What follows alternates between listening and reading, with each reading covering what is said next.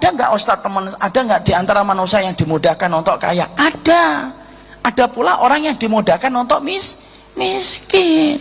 Dan kita tidak bisa menentukan, Pak. Sebelum lahir, ya Allah saya milih nanti kalau hidup kaya, ya Allah ya. Jangan lupa ya. Nah, nggak bisa, Pak. Makanya itulah poin yang pertama ketika kita supaya tidak sampai, yaitu kemudian kita tidak sampai mabuk kepayang dengan harta. Dan Allah putuskan takaran itu dengan tepat. Dan tidak perlu khawatir. Ustadz, emang ada sahabat, ada orang yang gagal miskin? Ada orang yang gagal kaya. Dan itu takarannya kembali sama Allah. Contohnya Ustadz, sahabat yang gagal miskin. Ada Pak, namanya siapa? Abdurrahman bin Auf. Bapak tahu Abdurrahman bin Auf ketika meninggal dunia? Buka di dalam sirah itu. Imam Ibnu Katsir itu menceritakan tentang Abdurrahman bin Auf. Ketika beliau itu meninggal dunia, istrinya itu satu wanita, satu istrinya itu mendapatkan 100.000 dinar. Nah, tidak usah buka kalkulator Pak, kalkulator Bapak tidak nampung itu nolnya. Itu satu Pak, istrinya berapa? Emang kayak Bapak satu, 4 istrinya. Sama juga dengan saya. Sama Pak, sepenanggungan senasib kita. Maka kemudian satu berarti kemudian 400.000 Pak dinar, itu baru istrinya 1/8. Lah anak-anaknya, oh jangan tanya Pak.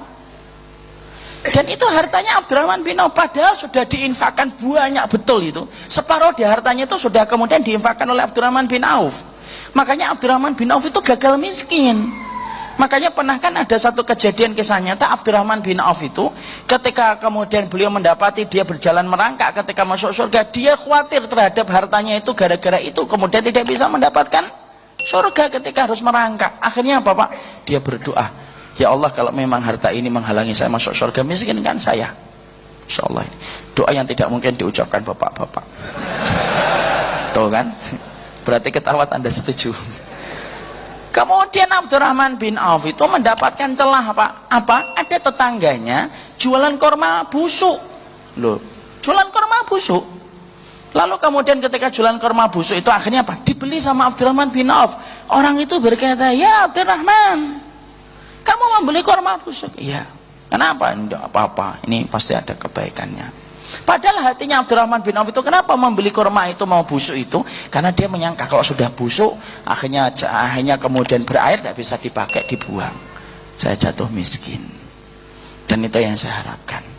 Loh sudah Pak, diborong itu dengan semua hartanya kurma busuk itu. Loh baru menikmati prosesnya, insya Allah sebentar lagi saya akan miskin. Ini betul Pak, baca sirahnya. Tiba-tiba Pak, kemudian tiba-tiba datang itu utusan dari negeri Yaman. Ada rajanya sakit Pak. Dan di Yaman itu ada sebuah obat, racikannya itu memerlukan kurma busuk. Minta izin diumumkan di kota Madinah Pak. Siapa yang punya kurma busuk sifatnya ini akan dibeli oleh raja kami dengan harga yang sangat mahal. Loh, orang langsung bersuara, tidak ada yang punya kurma ini kecuali Abdurrahman bin Auf Pak. Dibeli 10 kali lipat Pak. Coba Pak, gagal miskin Pak. Sudah beli kurma busuk, Bapak beli apel seger jadinya busuk.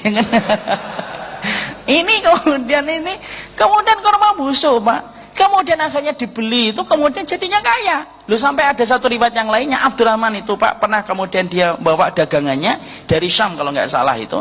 Kemudian ketika akan masuk kota Madinah, beliau sakit perut, diletakkan dulu itu keledai-keledainya, diistirahatkan dulu di pinggir jalan. Kemudian dia nyari tempat agak sepi untuk membuang air.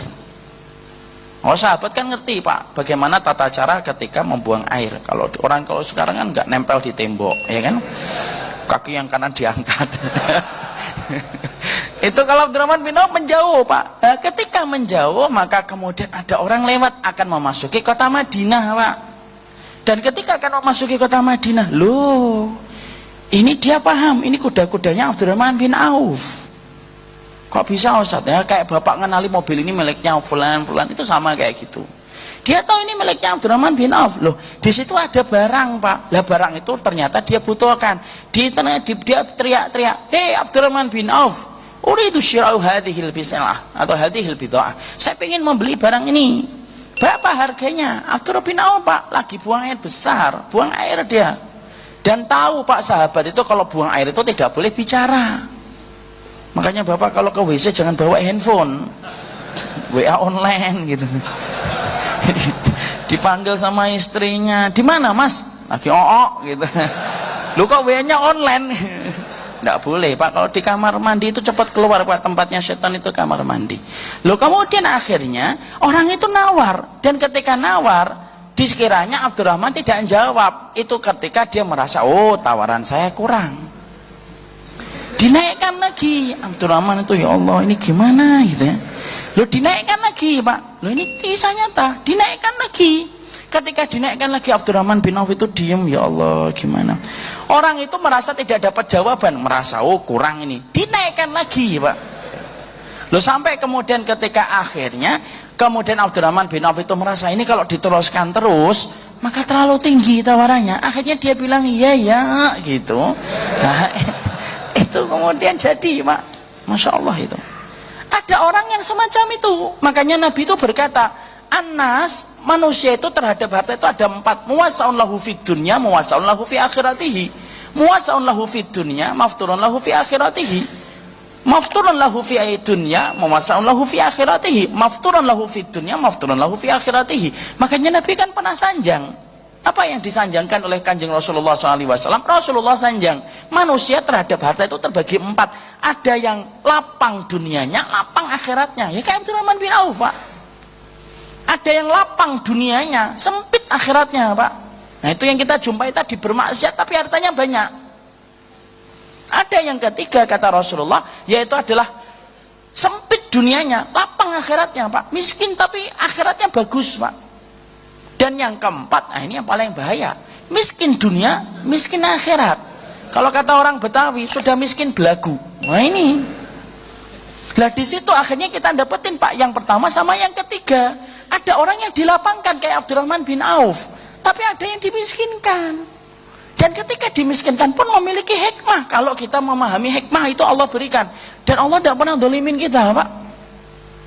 Ada orang jualan nggak laku-laku, pasang iklan nggak laku-laku, jualan habatus sauda expired, ya kan?